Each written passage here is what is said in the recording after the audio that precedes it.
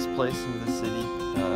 Again, we know you're here, but we just ask that you speak to us and that you allow us to have open hearts to listen, that your Holy Spirit guides us to who we need to talk to, what we need to do.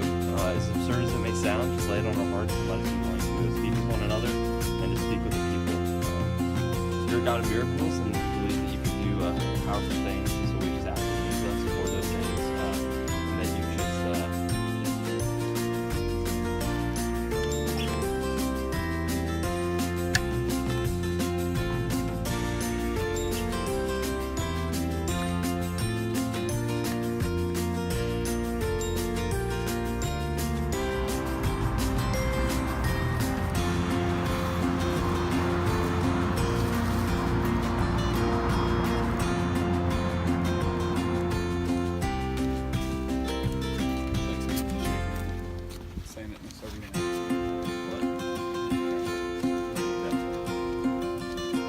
Hey everyone, it's Bethany Dameron with the World Race.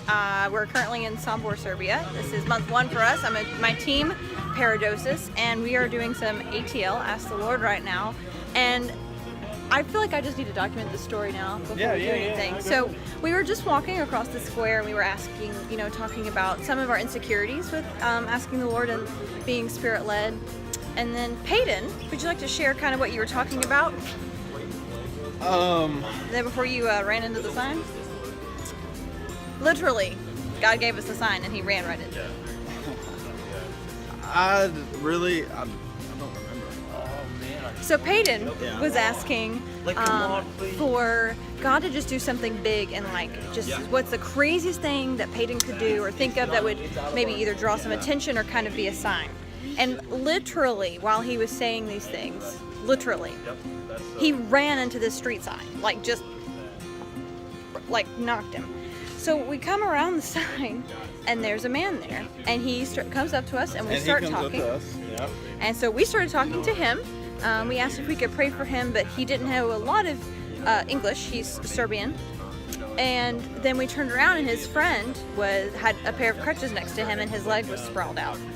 And so, Ian, you want to talk about what happened when we saw the man's friend, Zoran? You want to talk a little bit about that? Well, he had crutches, and so we just asked him what was wrong, and the other guy said that his femur was broken. And so we started talking to him. His name was Zoran, and he needed to, he was having an operation in 5 days, so his femur was broken. He had us touch his knee, and it was sideways, so his leg was straight, but his knee was on one side or the other.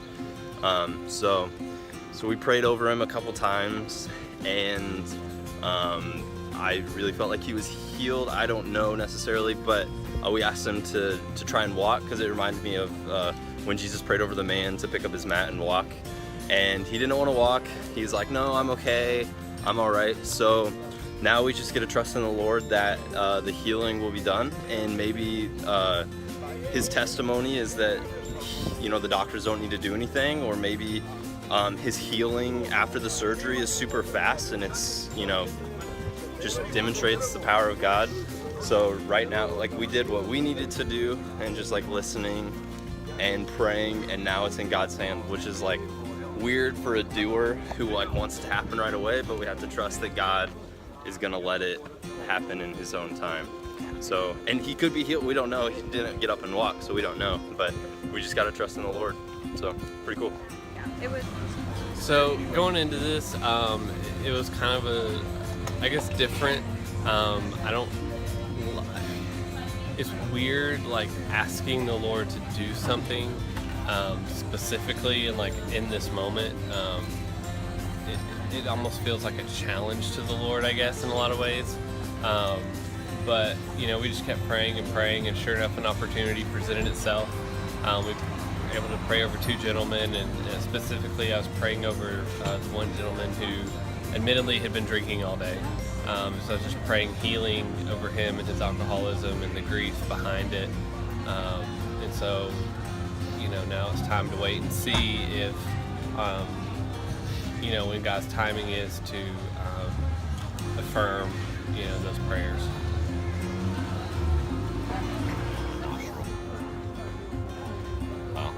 Are we live? Sick.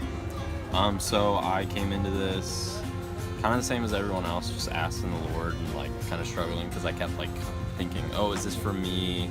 Is this from God? Like, because you hear all the crazy stories of like, God told me to grab some bread, and then I found a person that needed bread, and like, which is awesome.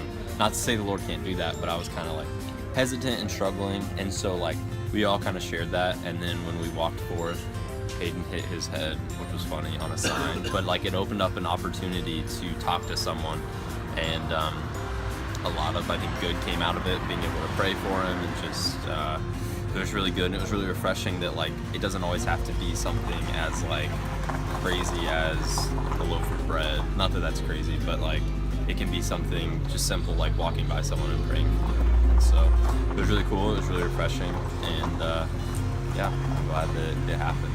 It worked out. So going into our ATL, it was kind of awkward. Like, I agreed with Ian in that like it's just an uncomfortable place to be at. Feeling like you're forcing God to do something, which is not what we want to do, but also being like, wait, did I actually hear God? And yeah, is that from God or is it just me? Anyways, that's how it was going into it. And then we came across an embarrassing situation for Peyton, which was pretty funny, and then that also led to us meeting, we're just gonna call him Floyd. And like Derek said, we were able to communicate with him and just pray over him and his issues that he's going through in his life, and it was just really exciting to come across that after we all explained our doubts.